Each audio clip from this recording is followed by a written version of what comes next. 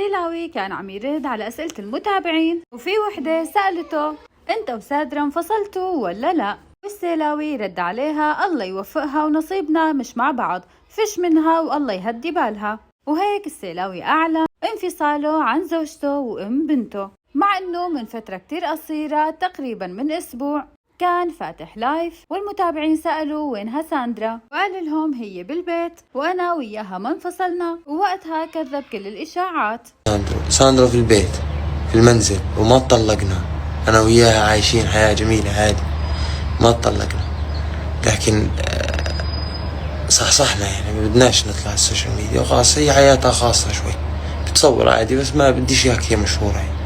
وقال كمان هو بحبها كتير وما تزوجها كرمال ينفصل عنها، عادي بتصير بيناتهم مشاكل وبيبعدوا شوي عن بعض بس ما بينفصلوا، وهو شخص غيور كتير ما بيحب انه مرته تطلع على السوشيال ميديا، وحتى بكرة بنته بالايام الجاية ما رح يخليها تطلع.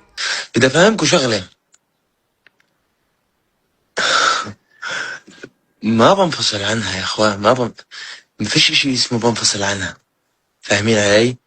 انا وعدت وعد واتجوزت، الجواز مش يعني لما نتمشكل انفصل عنها، جواز يعني نتمشكل نبعد عن بعض، نتزاعل بس ما نتفارق. فانا بس بعدتها عن السوشيال ميديا لانه ما بديها في السوشيال ميديا، و زي ما بغار على بنتي بس تيجي حغار عليها، صح ولا لا؟ بنتي ما راح حد يشوفها. رغم كل هذا الكلام يلي حكى، بس امبارح صدم كل المتابعين بهذا الستوري اللي نزله، والظاهر انه في بيناتهم مشاكل وهي اللي رافضة تكفي معه.